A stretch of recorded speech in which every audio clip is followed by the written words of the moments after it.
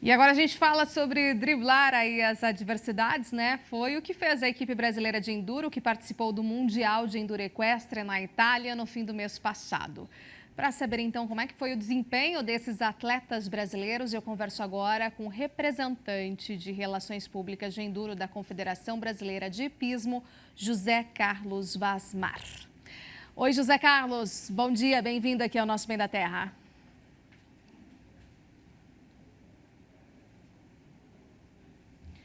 José Carlos, eu não te ouço. Será que você... Vamos ver aqui o áudio dele? Vamos lá agora. Agora Melhorou? sim, bom dia.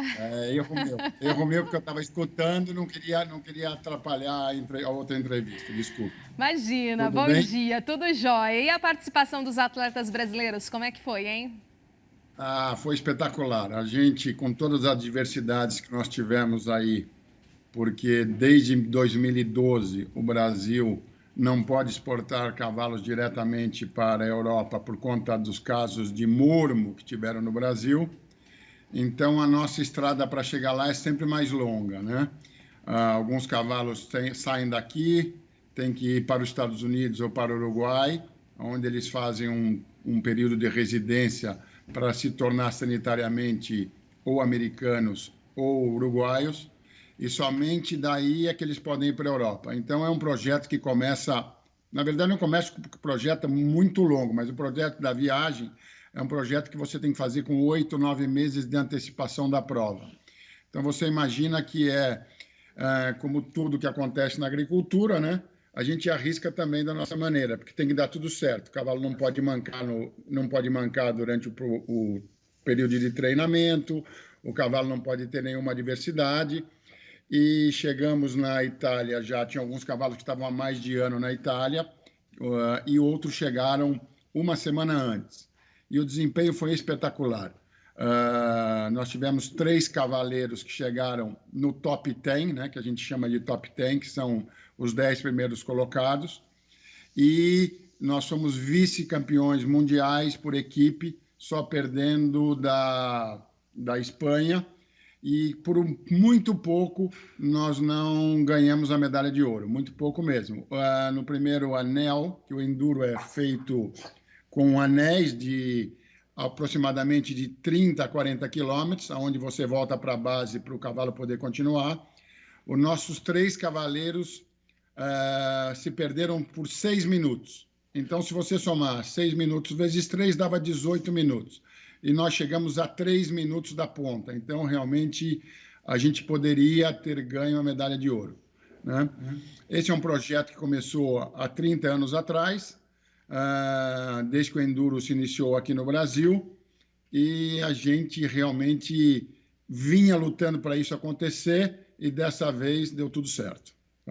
Que bom, então já tinha toda essa preparação, né? Enfim, de quase aí praticamente a gente conseguiu um bom ranking, né? Conseguimos aí quase a medalha de ouro, segundo você mesmo colocou agora pra gente.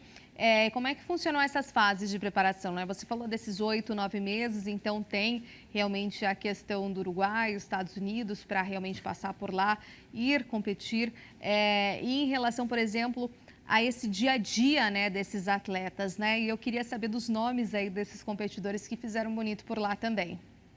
Nós tivemos, a equipe poderia ser composta por 5 atletas, mas contando com todas essas adversidades que eu te falei, nós conseguimos colocar 4 conjuntos na Itália.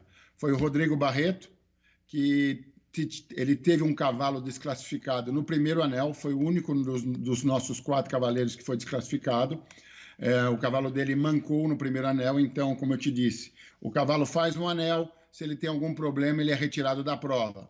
É um controle veterinário extremamente rigoroso, onde você vê trote, onde você vê hidratação do cavalo, vê movimento intestinal, e só ele teve esse problema. E os nossos outros 3 não poderiam ter mais nenhuma baixa, porque a equipe ela só conta se você terminar com 3 cavalos. Se você terminar com 2 cavalos, você deixa de ser uma equipe, tá?